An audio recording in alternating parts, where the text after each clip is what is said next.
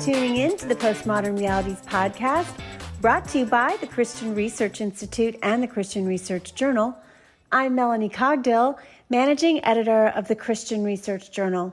It's September 2021, and you're listening to episode 253, which is a spoiler-filled conversation about the DisneyPlus series, The Mysterious Benedict Society, which is based on the New York Times best-selling young adult book series by Trenton Lee Stewart. On this episode, I'm joined by Jeffrey Reiter, who is Associate Professor and Coordinator of Literature at Lancaster Bible College, and he is an Associate Editor at Christ and Pop Culture. He holds a PhD in English from Baylor University and an MA in Church History from Gordon Conwell Theological Seminary. Jeffrey has written an online exclusive TV series review for the Christian Research Journal. His article is called, "Does the Mysterious Benedict Society Have the Right Stuff?" And our subscribers can read his article for free at our website, equip.org. And that's one of the benefits for being a subscriber, to be able to read these online exclusive articles and reviews. If you're not already a subscriber and would like to hear his take on the Mysterious Benedict Society, please go to equip.org to subscribe. Jeffrey, it's good to have you on. Thank you for having me, Melanie. I'm really excited about this. Well, if anyone has children and they're fans of young adult literature, you're going to be enjoying this podcast episode for sure, because we're going to be talking, as I mentioned, about the Mysterious Benedict Society television series. And for those who don't know, the Mysterious Benedict Society, it's a novel, a young adult novel written by Trenton Lee Stewart, and it was published almost 15 years ago now. And it became a New York Times bestseller, and it had various sequels and even a prequel. And so this is a series that's based on the first book in the series. So can you tell me a little bit more about the series, what it's about?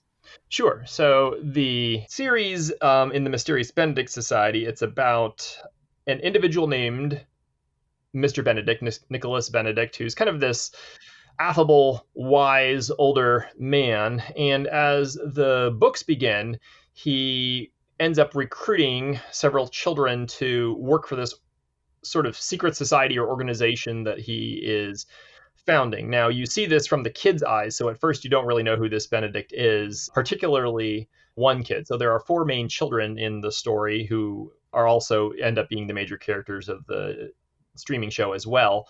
And so one character, Rainey Muldoon, he is the main child whose eyes you primarily see things through.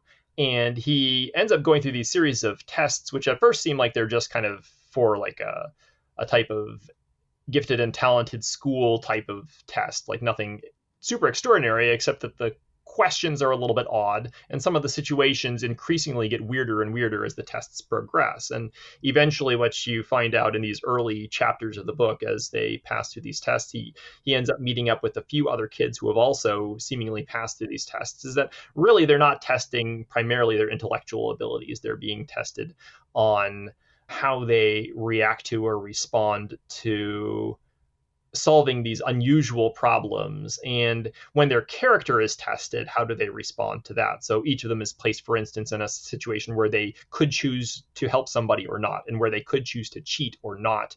And they choose the right choice in not doing those things, on one hand, on helping people, but on not being duplicitous or dishonest.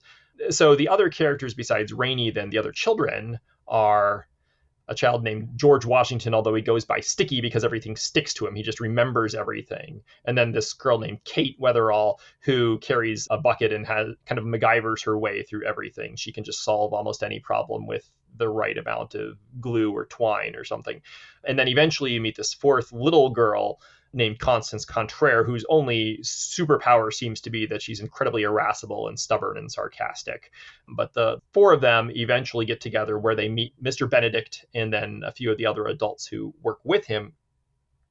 And this crew together then are recruited to go to this top secret school. It's on an island away from the city where the story takes place.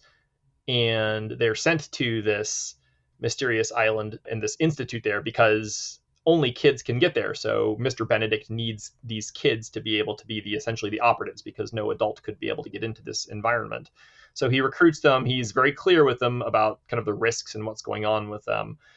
And they ultimately, most of them are either orphans or alone, or at least in very troubled situations. And they ultimately all choose voluntarily to go. They get sent to this place where they encounter a villain who is using subliminal messages through television and radio. There's no real internet in the world of these books. It's kind of a little bit old fashioned. And so it's through other media like television, radio, and newspapers. But they're sending these subliminal messages to create this artificial condition called the emergency.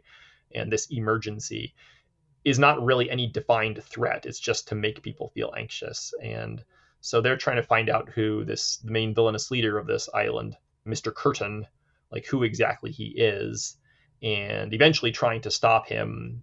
And so that is kind of how the plot and how those kind of go with the first book. Like you said, Mysterious Benedict Society, the original book was in 2007. The following year, there was a sequel called Mysterious Benedict Society and the Perilous Journey. And then the following year after that, The Prisoner's Dilemma. And then there was a prequel about Benedict's story called The Extraordinary Education of Nicholas Benedict in 2012. And then most recently in the series in 2019, a fourth book, The Mysterious Benedict Society and the Riddle of Ages. There's also a lot of puzzles and wordplay, and there's actually a whole puzzle book in addition that was also published. So obviously, as I mentioned, these have been New York Times best-selling books, and so there's been a fair amount of popularity for them. What do you think accounts for their appeal? I mean, I do think one thing that is appealing about it, I was saying to you before we started our podcast episode, that it reminded me a little bit of Charlie and the Chocolate Factory, where you're really seeing these very interesting and unique events happen through the eyes of the protagonist, which is a kid, and in this case, a group of kids. And why do you think there would be interest in particular to say, oh, let's try a television streaming series based on this series? Sure. Okay. So, I mean, I think that there's several things that have led to this particular series being popular. Now, I mean, obviously there's action and intrigue and mysteries to solve. And so, having some of those is going to put you in good stead in the first place. But there's lots of books that have those. That's kind of a dime a dozen now in young adult things. So what is it that makes this series distinctive, like even more so than some of the others? And I think there are a couple of factors, and I think you pinpointed one of them. One is this sort of like whimsicality to it, that there is very much a distinct flavor to it. You said the Charlie and the Chocolate Factory, like the Roald Dahl books. And there is sort of this similar sense there that you're in this world that is kind of like our world, but like I wouldn't call it a parallel universe or anything like that. And yet it's not exactly quite our world. They're in this town called Stone Town, which in some ways seems modern and in other ways has this very retro feel to it, both in the descriptions of it, the illustrations, and then in what happens. Like I said, it was written in 2007 in the first one, and yet there's no real internet. Yet the countries they refer to are the regular countries that you would expect to find. And that is similar to what Roald Dahl was doing in the Charlie books, where it's never really exactly clear where Charlie lives or anything like that. He's kind of just in their own sort of environment that's like enough to ours, yet also a little bit different. But I think another of the things that also makes this sort of popular is that it appealed a lot, I think, to students who might be coming from the GT or gifted talented sort of background. And I'm not sure all educationally or pedagogically what different terms you might use for this, but kids who have maybe special or distinctive or unique abilities, but who feel misunderstood or rejected because of them, or who don't fit in with other people. So all of our kids in this particular text are ones who don't fit in with everybody. Each one has a different skill set. Each one contributes something different and has a different kind of ability. But together, each one makes them greater than the sum of their parts. So they're able to solve all of these riddles and these things together by being the kind of weird people that they are, rather than by being very generic or following along with everybody else. And so with those kinds of appeals, you can also see how kids may be interested in bringing that to life. I mean, the plot follows along in kind of a nice way. And it's a long book. All the books are fairly long. I mean, not as long as some of the later Harry Potter ones, but pretty decent size, 350, 400, 450 pages long. So they lend themselves to a short series in the streaming mode where you can gradually develop things over time. And the characters are very memorable. The scenes are very memorable. So I think that there would be a lot of temptation to visualize them, to look at, when you're reading it, you can visualize a lot of this with or without the pictures, and the illustrations are very good. But even without the illustrations, I think you would be getting these very clear pictures in your head of them. And so wanting to get to see those on screen is pretty tempting. So, what's the background of the origination of this particular series becoming a streaming television series that's on Disney?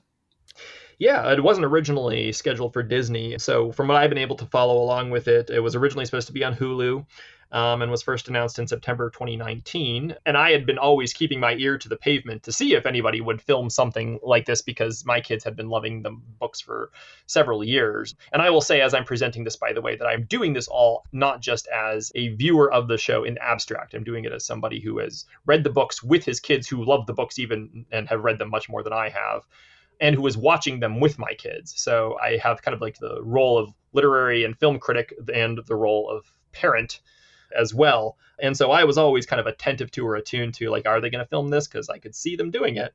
And so, yeah, September 2019 was when it was first announced, and there's a few writers attached to it.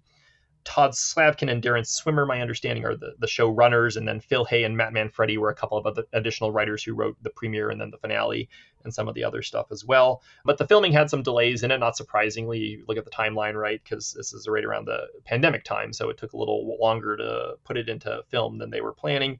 And then I think it was in November of last year, 2020, when they announced that it was going to Disney Plus. And so that was a big surprise to me. I had no idea that was on the radar for anything. So then the first episode, as you know, they started dropping in June. So June 25th was the first one, and they did not follow the Netflix model of dump them all at once. It was kind of like a week at a time. The first two episodes came out on the 25th, and then it was one more each week and through August. That is kind of my best understanding from what I've been able to read on how the books came to be understood and then adapted later on for this streaming series. And I've looked and offhand cannot find any interaction with Trenton Lee Stewart on his own thoughts on it. He doesn't give tons of interviews or give lots of personal information even when he does. So I presumably they have to have the rights from him or the permissions. I have not heard a lot from him specifically, though, regarding his own perspective on the series. You're listening to the Postmodern Realities podcast brought to you by the Christian Research Institute and the Christian Research Journal. We hope you are going to be entering in our contest for a free subscription to the Christian Research Journal. We are wanting to get to 100 ratings and reviews on Apple Podcasts by the end of this year, December 31st. Right now we have 64. So we have a ways to go, but we are hopeful to get to 100. And when we do, anyone who's given us a short written review, even a few words in a short sentence, if you do that, you are automatically entered in.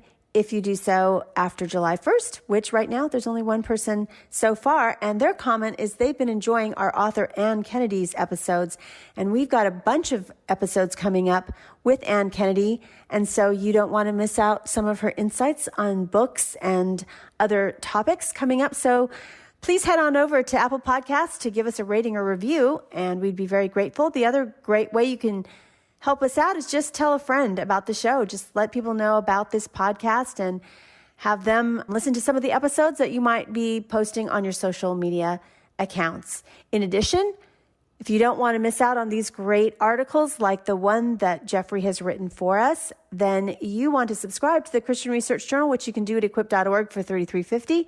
You not only get print magazine issues with articles that are not on the website that are exclusive to our print edition, but also you get online access to all these great original web-only articles. So you want to head over and do that.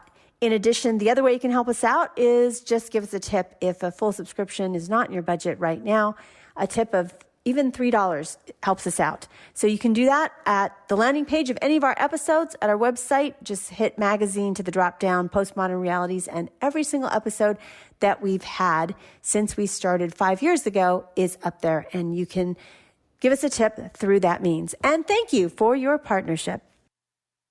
We were just talking a little bit about, how the series came to be. And so, one of the main things that people always consider when some of their beloved books become a movie or television series is, what are the benefits to doing that? And what are some concerns fans might have? And of course, whenever you're talking about fans and, converting anything into a TV series or film, there's always many, many opinions, and now with social media, even more about what people should or shouldn't do with regard to some of their favorite and most beloved books. So, what do you think that people can think is a positive about this, but also some concerns that they might have about converting some of this material into the Disney Plus series?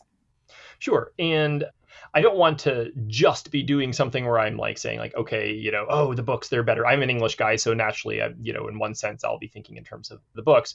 But, I want to look at the series on their own merits. But that being said, I do think the books have some very distinctive qualities to them that, as I'll talk about in a moment, that I think if you lost those, that would be potentially problematic, just in the sense that it would be losing some of what makes them so special in the first place. So some of the things that would be, potential benefits, like I said, I was interested in the possibility of this series coming up. And as I mentioned before, like just visualizing some of these scenes, the characters are all, it's got some great quirky characters who have a lot of qualities to them, but even just visually, who have a lot of very distinctive features. So some of the adult sidekicks, like number 2 or Rhonda Kazembe or Milligan, who are some of Mr. Benedict's helpers, like they're so clearly realized in the books, and even the 4 kids themselves, that it would be really interesting to see how they were cast. And overall, again, I think that we'll talk about this in a moment, I think a lot of the casting was fairly good. And, like I said before too, like the books expand over a long period of time. So in one sense, it's really good that you could have the time of a TV show, but not like a 20 episode TV series, but like a good 8 episodes. That seems like about the right amount of time to expand something like this. Now, one concern I did have related to that, though, is that especially the first book, the second and third and fourth books are a little bit more overtly action packed. But the first one kind of really requires some patience. It takes its time to get where it's going. And I think that's good. And in fact, actually, I think that's one of its purposes. I think that in fighting against our lack of attention, I think that there is a deliberate, very methodical way in which the first book kind of progresses. But I was concerned about whether the TV show could kind of keep that very kind of slow burning approach to it. And so that would be one, possible concern for it. And there's something that and I'll talk more about this down the line. I've never been able to quite sort of put my finger on exactly articulating it clearly, but there's a very kind of a quality to the books that seems very countercultural in the ways in which it is emphasizing sort of self-control and self-discipline and restraining or keeping back from things. That is something that the kids have to learn and that Mr. Benedict has to learn. And so one of my concerns always from the start was whether or not the books would be able to do this. Now, I don't know how many kids are actually thinking about that particular aspect, but certainly from my point of view, that was one. And obviously, just like, would they keep the plot, again, because it's kind of a gradually moving plot, would they sort of add in a lot of different things to it?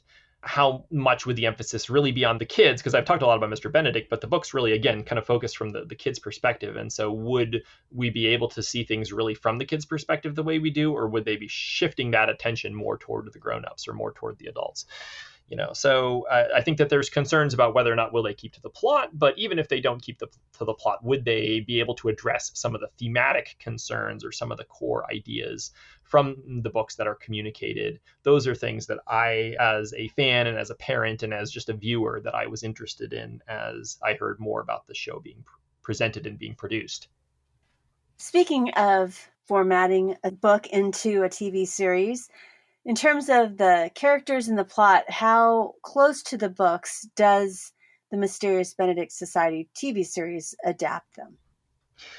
I would say the overall arc, the sort of like the big picture direction of where it goes in terms of plot is pretty close. Like, I mean, the opening sequence, particularly the first episode, in the way that it presents the tests that the kids go through that I mentioned earlier, I was pretty optimistic when I was watching that one. I thought they did a very good job overall. There were several sequences when I was watching it, I was like, yeah, this gets it. Like, this is a really good take on what was going on there.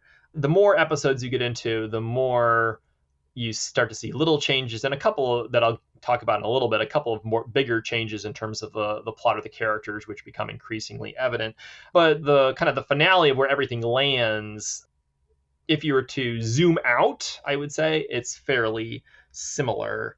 Now, as far as the characters go, again, I think that the characters are done fairly well, at least for the side characters. I would say that the members of the society, the four kids, in terms of their casting anyway, like in terms of do they fit the appearance, do they give the general ambiance of the way the kids are, I think they're pretty decent in that regard. The sidekick adult characters are very well done. So the characters who are number two, and Rhonda Kazembe and Milligan, who kind of assist Mr. Benedict, I think are really, really well cast. I feel like they fit it very well. Some of the side villains, some of the smaller villains who appear, okay, they diverge somewhat, and particularly in terms of some of the kid villains, some of the child characters who are not the good guys, they veer off a little bit. But I think the biggest departure, for good or for ill, and we'll talk more about this in a little bit, but like the biggest departure is really Mr. Benedict, and then the villain, Mr. Curtin, who is in fact actually Mr. Benedict's twin brother. So the portrayals of these two characters. Now, I like Tony Hale, who plays them, as an actor. I think he's an excellent actor.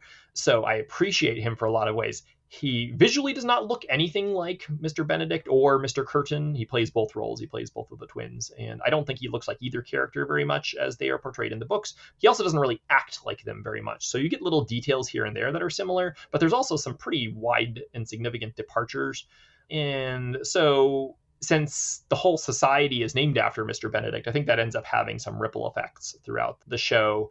It certainly makes it a very different kind of show, whether it, not necessarily better or worse per se, although it's going to become very different, not just in terms of what is happening, but in how we interpret what's happening as well. So I'd say that's probably the biggest departure. And my kids, certainly some of those, again, as fans, how kids are when they're watching something adapted from their stuff, even more so than adults. They'll kind of like really get into scrutinizing it.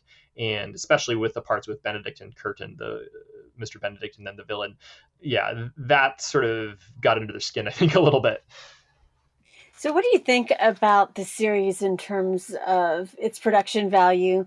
And do you think it's good TV? It's interesting because a couple of years ago, we did a podcast when it first came out on Hulu of The Handmaid's Tale. And of course, that was something a lot of us read in the 80s in college, in the 80s and 90s, that original novel. And there were ways in which it was similar and different, but I felt like that the production values were really good and the acting was really good. And even as it has gone on from the original, because there was only one book, and now it's been several seasons, it's really well done. But not all adaptations of things are all that well done. So, or compelling television for that matter. So what do you think about that as it applies to the Mysterious Benedict Society? Yeah, so that's a great question, and this is always a peril whenever you're adapting something, is that you have to be thinking as a showrunner or creator of something. You're torn between the fan base, like my kids, who are wanting this almost scrupulous attention to the original thing, which never really fully works, right? I mean, a completely scrupulous point by point adaptation is impossible and probably would not make for good television or good movies. But at the same time, you want to have something presumably faithful to the original as much as you can. So is it good television? Does it work well? I think it's pretty good. I think there's some really positive qualities in certain regards, like the set design and those components to it. Just again, visually, it's so wonderfully distinctive. I mean, I've heard some or read some articles where they kind of suggest some of its influences, like maybe the Netflix version of a series of unfortunate events, at least as far as the aesthetic goes.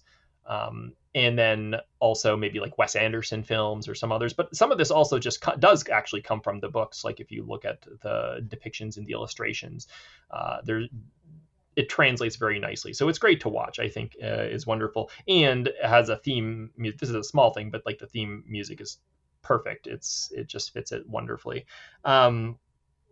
As far as the plot and the characters go in terms of how they develop on a narrative level and on a character level, I think it's okay. I think it's pretty good. It's hard when you're dealing with something with children because they're real human beings, and they're real human beings who are not professionals in the same sense that a 25-year-old is a professional. But I would say that the child actors maybe sometimes, especially early in the series, but maybe even to a certain extent throughout, sometimes may feel you're kind of occasionally just a little too aware that they're reading lines at each other rather than actually having a conversation or a dialogue. And that's the inexperience that comes with many of these actors or actresses had not been in very many things beforehand, from what I can tell. And so, they're kind of growing into those. And I do think that they grow into them as time goes along. I think that it has some strange pacing issues. Like I said, the books are themselves kind of slow paced. And I don't know that the show ever really figures out how quite to do that. So sometimes it seems like really slow moving, and other times you get these kind of like jumps in action, which seem kind of surprising or halting at different times. And I was honestly surprised by the finale, in the sense that, like, quite frankly, I found the finale a little dull. Like, it seemed like they went out of their way not to show action sequences. Like, they would actually like get to a point where characters were fighting and either stop them from fighting each other, or switch to another scene when they weren't. And so, and I'm not saying that, people beating each other up is the hallmark of great television, but there were just a lot of like long pauses and empty moments in that season finale. And there were just some times when I was looking for it to be maybe a little bit more kinetic and really a great culmination of everything. And I think that the finale is also maybe a little bit more sentimental. I'll talk about this one a little bit later on as we get deeper into it, but I think it was maybe a little bit overly sentimental in the way that it approached its character development. So I think that there are some problems in terms of the execution, and this kind of fit with a little bit, when I did sort of read reviews of it, and many of the reviews were based on the early episodes, not the full series, but looking through them, it did seem like a lot of the reviews are saying, it's good, it's fine, it's not remarkable or extraordinary. It's a good, competent way to while away 45 minutes with your kid, and I would go with that. I was not totally displeased with it. I thought it was fine. I would have loved something more than fine, I guess. But it's not bad television. It wasn't terrible, and it has some really great individual moments. I don't know that it quite transcended the sum of its parts, though. So one of the themes I want to get to, actually, the content of the book and the series itself. So one of the themes in the book and the TV series revolves around human interaction with technology and media. And so how does the TV series address the role of technology, and, particularly screen technology, is of interest to parents in the arc of the show, and especially because a lot of parents might be watching this or thinking about watching this series with their kids who've read the book. Yeah, and I would say that honestly, I feel like this is actually this was one of the greatest fears I had for it when I was thinking about it as an adaptation, and actually turned out to be one of its best strengths through much of the first season. So, like I said, in one sense, the book and the show are kind of at a remove from contemporary society, right? Because they're not showing the influence of internet technology. But I think that's implied, even though we have this kind of retro feel to it, and people are watching things on television and radio and newspaper and whatnot. It is still media consumption. It is still especially screen-oriented consumption. When the kids get to their dorm rooms in this new school that they're going to, the older students who have already been there for a while, who have risen through the ranks and whatnot, the kids find out that they have television screens in their rooms, and they're told, well, you should really just keep them on all the time, and they're like, do we have to? And they're like, well, why wouldn't you want to?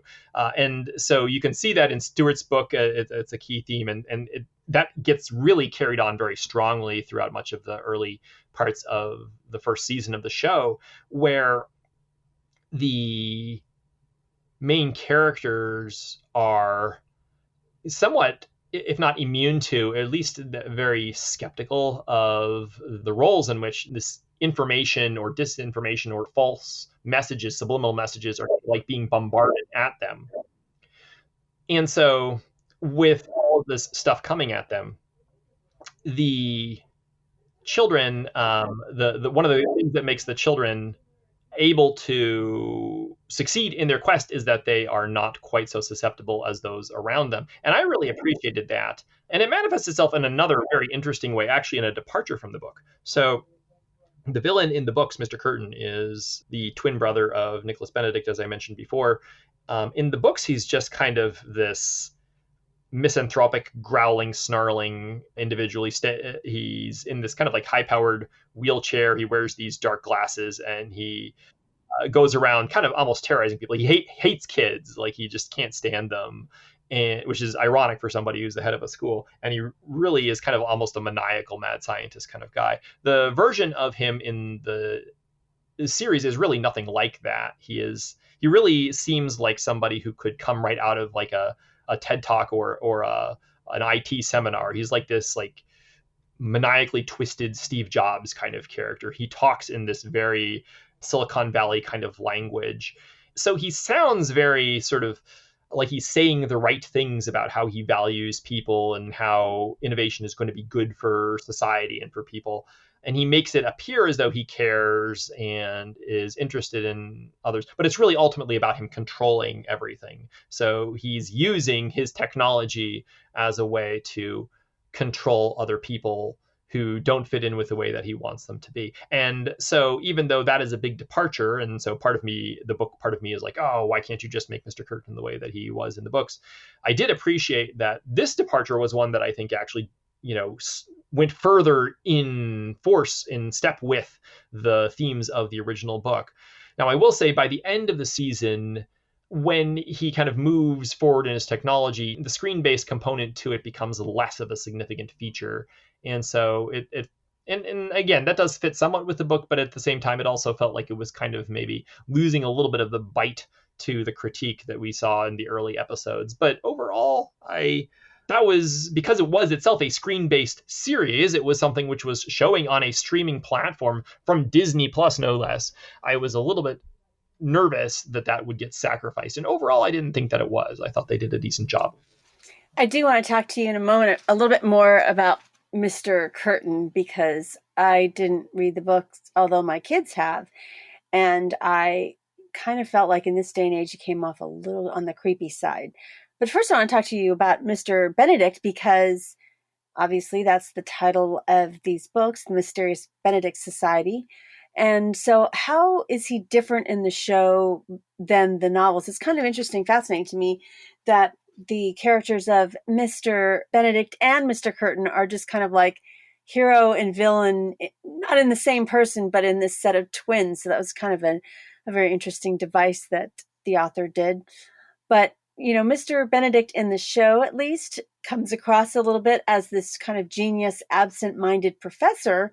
But at the same time, it seems a little bit at odds when they tell a little bit of his backstory in later episodes. And I have a question. Did you read the prequel novel about his story when he was a little kid, The Extraordinary Education of Nicholas Benedict? And did they take stuff from that and insert it when they're kind of telling his backstory about how he came to have this feud between he and his brother?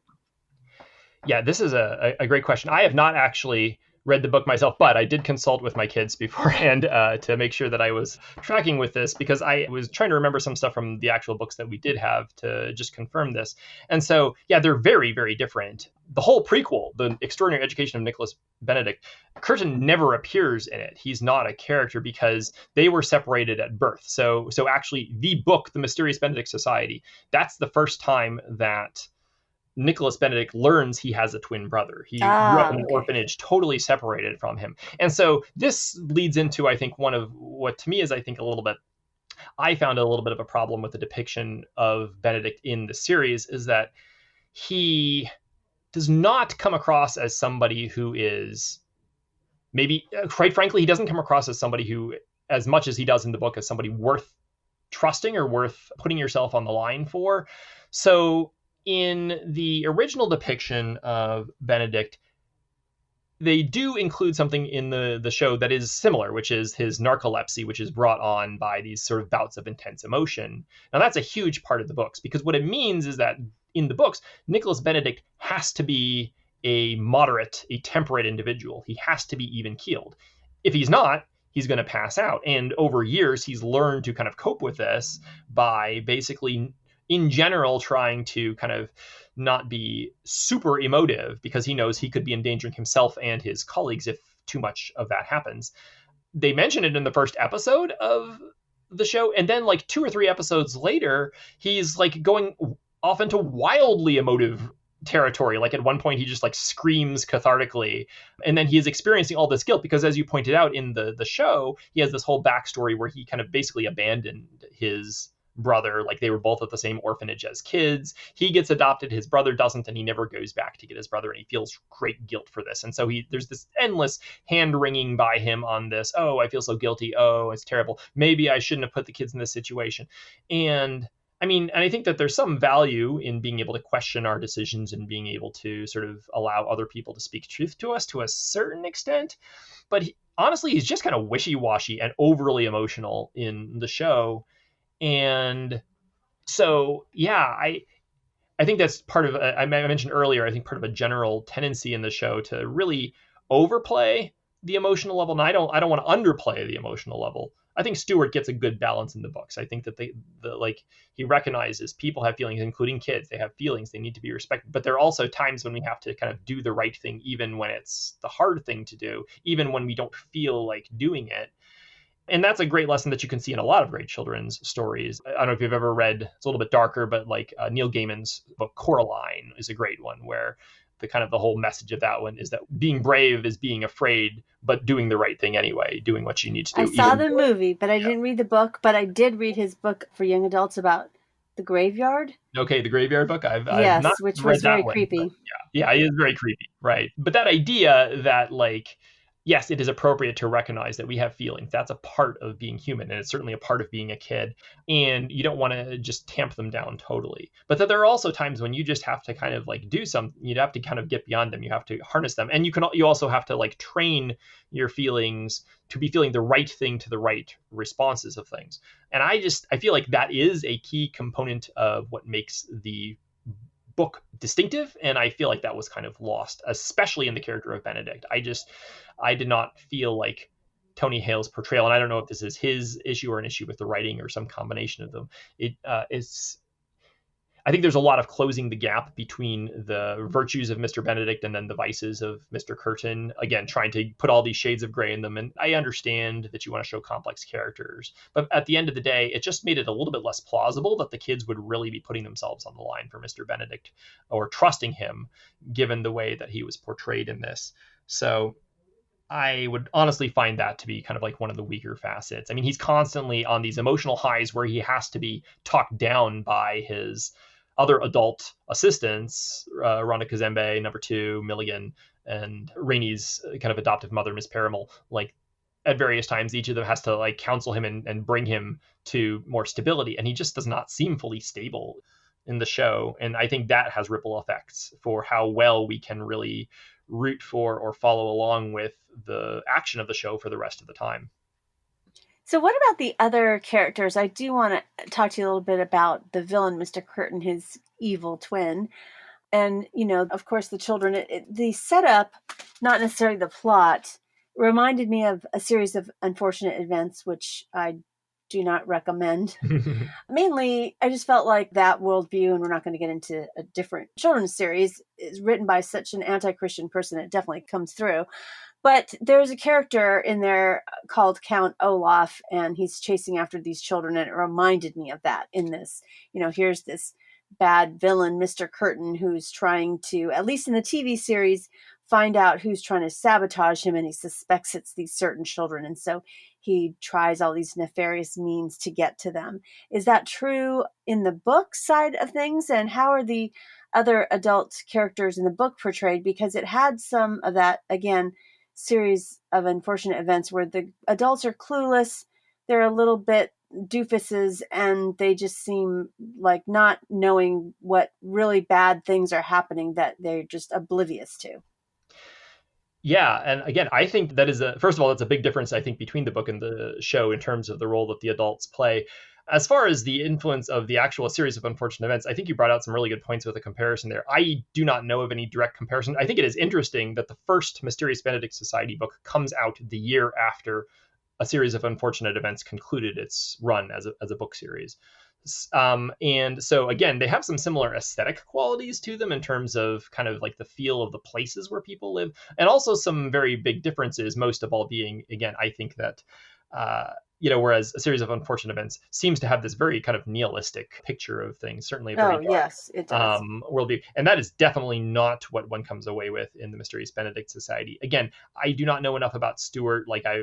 I cannot pinpoint any specific like religious component to him. He feels very Catholic to me, quite frankly. I mean, so you've got this character Benedict who takes these children, these sort of orphans or these people who are outcasts, and brings them into this little society. They're even tested in a place called the Monk Building. So it's almost like this kind of, you get this like little almost like kids spy monasticism going on there. And again, he's kind of like training them and preparing them in these virtues. So there is this, and I can't say again that that's a specific worldview that Stewart holds, because he kind of plays it close to the vest when talking about himself on his what interviews he does do.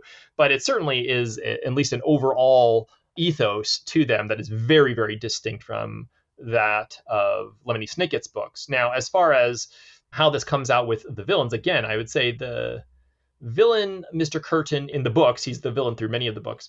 He's much more of an obvious sort of villain. He's growly and snarly. He does not get along with kids. And that it's actually kind of the fact, not only is the irony of him being a schoolmaster who doesn't get along with kids, not only is that a big deal with it, but it also is kind of an important plot point, because that is kind of what causes him not to suspect that the kids are double agents. He just has so low an opinion of children, he doesn't realize that there are these spies in his midst. The one in the show is a little bit cannier. He kind of has this sense almost right from the start that the kids might be playing him, or at least he gives that sense. He's menacing in a much more smarmy kind of way. And like you said, he is kind of an unsettling figure, but also he's got this kind of whole backstory that leads him to be that way, right? He wants to control things because he doesn't want people to see him for who he really is. He doesn't want to appear vulnerable, so he wants to have everything under control. And that is why he's given this whole backstory, as a child who wants to be adopted in the orphanage. He spends all this time trying to manufacture his own adoption by trying to be this cute kid that people will want, and it backfires and leads to his brother being adopted, but not him. And so that just leads to him doubling down even further and wanting even more to control people, which is why he becomes this technologist who ends up developing this device that is designed to try to control people. And so in the book, his narcolepsy is the same as his brother's, basically just intense emotion, and he passes out. Whereas in the TV show, his narcolepsy comes directly from his vulnerability, right? So it's that he is this poor hurt human being who, when people start to really empathize with him and care for him, then he just autonomically shuts himself down, so that can't happen. So there's definitely this much more intensive emotional component to it. But because of that, he keeps everybody at kind of a distance. And so he has this kind of this menace that is coupled with a little bit of emotional intelligence as well. So it makes him a kind of a creepy villain, a decent one, but again, really, really different. And then the kids themselves, I think, in terms of them as characters, I think that the show does a decent job with more or less preserving the four kids' characters. And so, Rainey, I think, is really, really close. Sticky is pretty close too.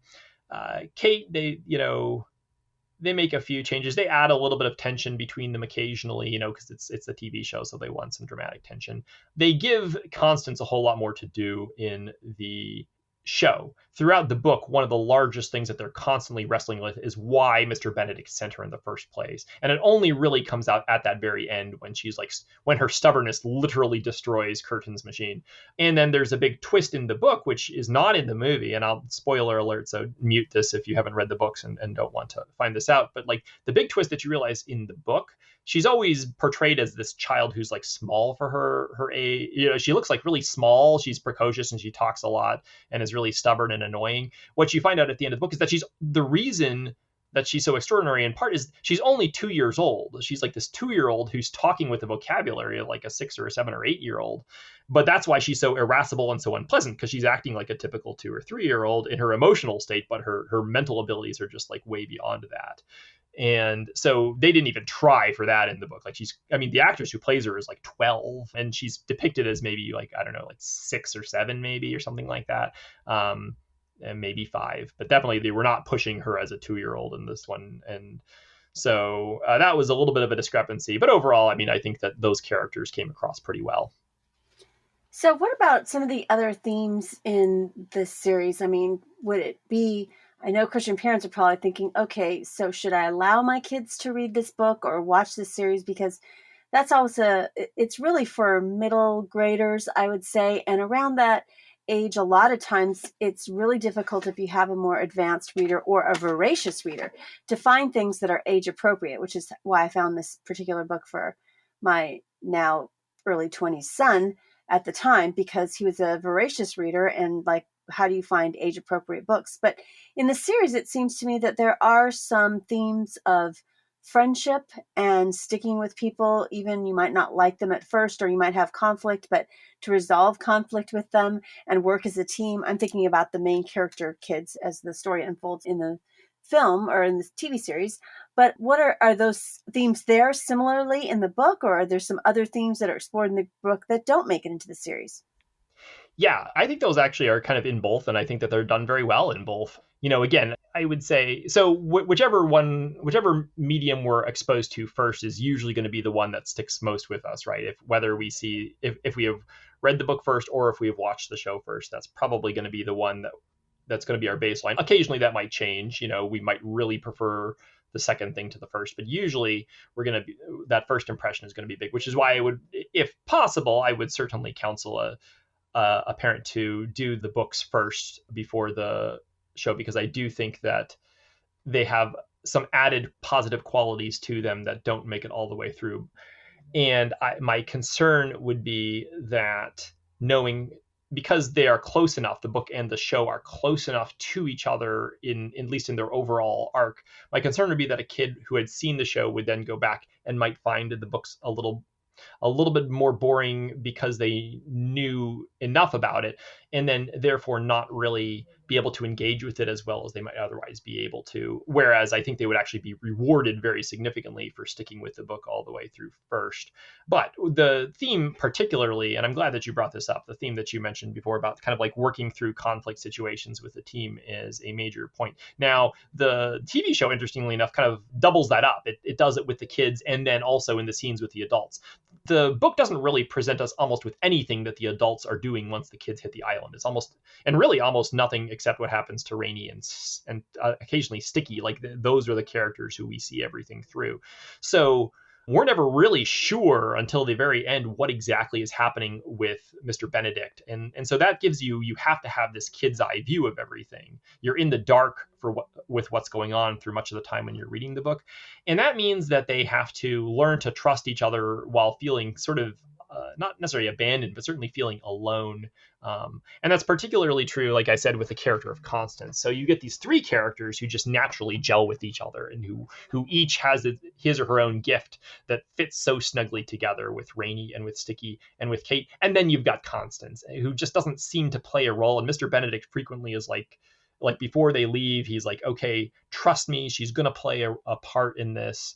And it's just not immediately evident. And she does in the end. But like I said, in the book, it takes a long time before her role is evident and before her contribution becomes evident. Most of the time, she is just this really annoying. She's the fourth member, but she's kind of like the fifth wheel in the wagon. She's like the extra thing that doesn't really seem to contribute much except unpleasant feelings throughout much of it. And you do get some of that in the show, maybe not quite as much. And they add some tensions between the core three characters. But yes, I think that's a great point of view, that you do have all of these children who, again, they have to get past their differences and they have to do what's best for one another and for their group, and not just what they feel like doing in a moment, and create this team together, manage those conflicts. And that is a key part of both of them. What I think, again, is a little different in the show is that in the show, the adults are seen doing that as well. And you could say that that's a positive thing, that you get to see them kind of doing it too.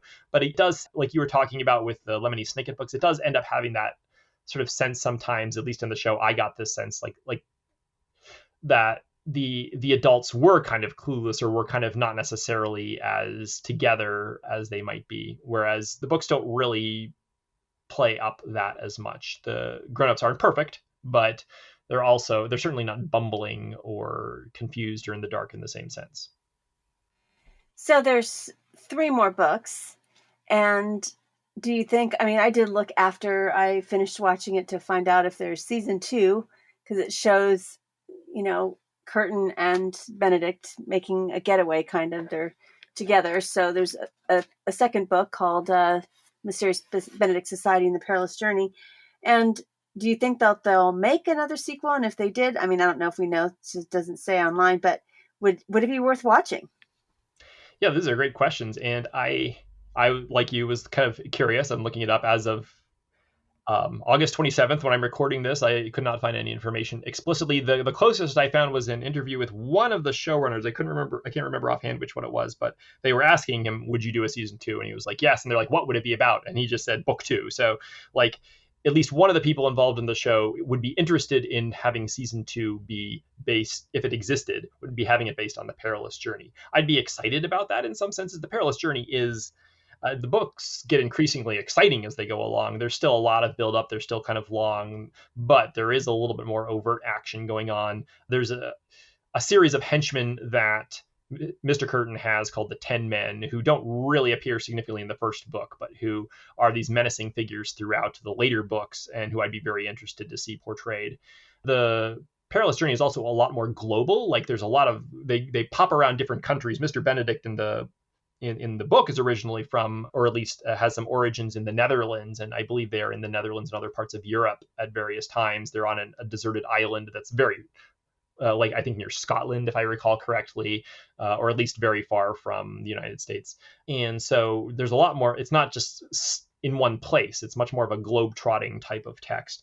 And so those would be just a lot of fun to see. I guess, again, my concern would be like, are they going to just keep doubling down on these thematic alterations? Are we going to get a lot more of this kind of, not just emotion, because I think emotion is good, but inability to kind of manage it productively or effectively? Will they continue sort of to change or alter the characters in these ways? I'm not sure, but I would certainly be willing and interested to see it as a possibility. And the kind of cliffhanger with Mr. Curtin at the end of the first season, he's got this sort of scientist character. She kind of works with him. She's not even a character in the books that I can tell. And they added, I think, to give a face to his inventions.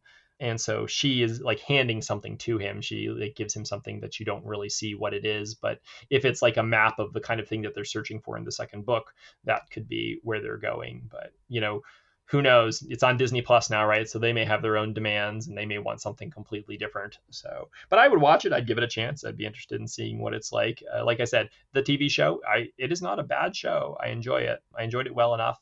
I think it could have been stronger, but there's a lot worse things. And again, to go back to the original point, if you were a Christian parent and you wanted to show your kids the show, like, I don't think it's terrible. I don't think there's tons objectionable to it. And I think there are some very positive things to it. I don't think it is as good as the level set by its source material, but I think it's not bad. I think that there are a lot worse things out there that you could be exposing them to. So, for the Christian parent that does say, okay, I'll let my child read the book or watch the series, how can they engage in discussion about spiritual themes that the book can help their kids think through? Oh, that's a great question. Interesting. I would, so a couple of things that we could think through. I mean, part of it, of course, will depend on the relationship you have with your kids. Being an English teacher, I have a relationship with my kids where we are frequently talking about the kinds of things that we're reading. And, so you can sort of, when you've got the kids interacting with each other and talking to each other, like kind of teasing out, like, okay, is this the right response in this kind of situation?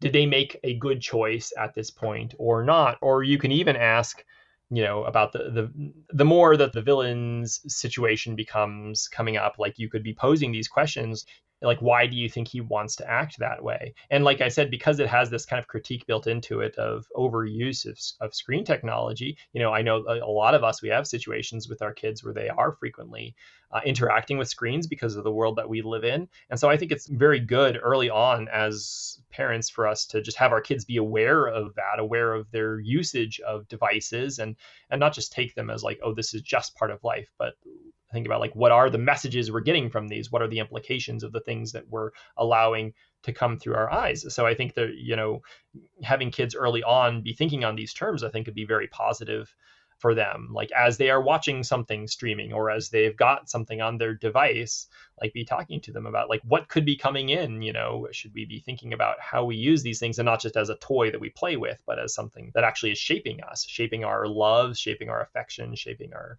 virtues, or moving us away from virtues. And And I think there's just a lot of ethical and moral situations and very interesting dilemmas or questions that at various individual points in the text that really can come up. The kids are spies, so they have to be sometimes lying about what they're doing. Is that okay? Is it okay to do that? That's a great kind of conversation to have with your kids about how truth and honesty works.